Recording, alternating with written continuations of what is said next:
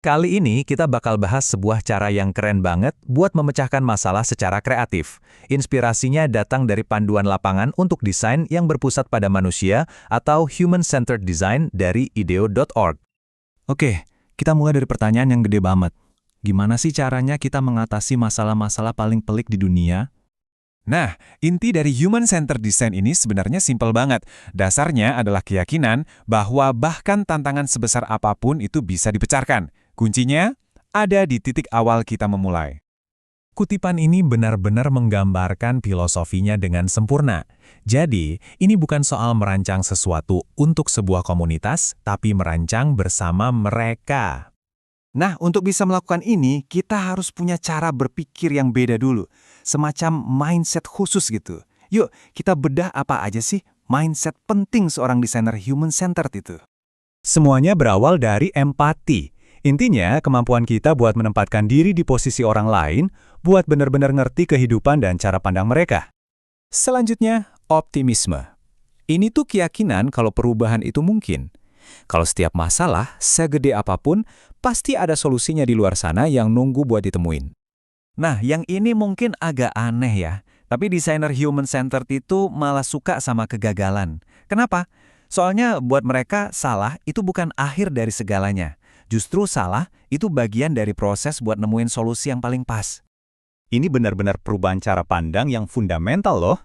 Jadi bukannya takut sama resiko, tujuannya malah gagal lebih awal biar suksesnya lebih cepat, sambil terus belajar dan beradaptasi pastinya. Oke, mindsetnya udah dapat nih. Terus prakteknya gimana? Nah, prosesnya itu kayak sebuah perjalanan yang punya 3 fase utama. Jadi ada 3 tahap. Inspirasi, di mana kita belajar dari orang lain. Ideasi, tempat kita ngembangin apa yang udah dipelajari. Dan terakhir, implementasi, di mana solusinya diwujudkan jadi nyata. Fase yang pertama, inspirasi. Ini semua tentang benar-benar memahami orang-orang yang mau kita bantu. Ini artinya kita beneran harus turun ke lapangan, tinggalin semua asumsi di kantor, dan nyemplung langsung ke kehidupan mereka. Jadi kita nggak cuma ngamatin, tapi juga dengerin apa sih harapan dan mimpi mereka. Wawancaranya pun langsung di tempat mereka, biar kita dapat konteks yang utuh. Nah, setelah kita dapat banyak banget pemahaman mendalam, kita masuk ke fase ideasi. Disinilah sihirnya dimulai, di mana kita coba nerjemahin semua yang kita pelajari jadi ide. Di sini kita mulai dari cerita-cerita yang kita kumpulin, cari polanya, terus brainstorming gila-gilaan, hasilkan ide sebanyak mungkin. Gak ada ide yang jelek di tahap ini. Dari situ, kita bikin prototipe yang super simpel dan kasar buat diuji coba. Tujuannya apa? Biar kita bisa dapat masukan cepat dan terus nyempurnain solusinya. Penting buat diingat, fase ini tuh nggak lurus-lurus aja. Prosesnya kayak tarik ulur. Ada saatnya kita divergen, mikir selebar-lebarnya, ngelempar semua ide gila. Terus, ada saatnya kita konvergen, mengerucutkan pilihan, fokus ke ide-ide yang paling punya potensi. Akhirnya, setelah ide kita diuji dan disempurnakan, kita masuk ke fase implementasi. Disinilah ide kita keluar dari kertas dan jadi kenyataan. Kita mulai mikirin gimana caranya solusi ini bisa nyampe ke pasar, gimana cara bangun kemitraan yang pas, dan yang paling penting, gimana kita ngukur kesuksesan dan terus dapat masukan. Tujuannya jelas, biar dampaknya di dunia nyata bisa maksimal. Oke, jadi setelah semua proses tadi, tujuan akhirnya apa sih? Solusi yang sukses itu bentuknya kayak gimana?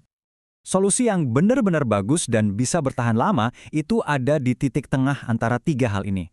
Pertama, harus desirable, alias beneran diinginkan dan dibutuhin sama orang.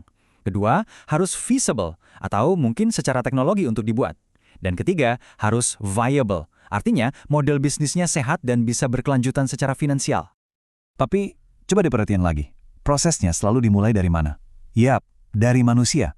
Dengan fokus duluan ke harapan, ketakutan, dan kebutuhan mereka, kita sebenarnya lagi bangun fondasi yang paling kuat. Kita pastiin solusi yang kita bikin itu emang benar-benar diinginkan. Cara pikir kayak gini tuh sebenarnya bukan cuma buat desainer loh. Ini bisa jadi alat yang berguna banget buat siapa aja yang mau bikin perubahan.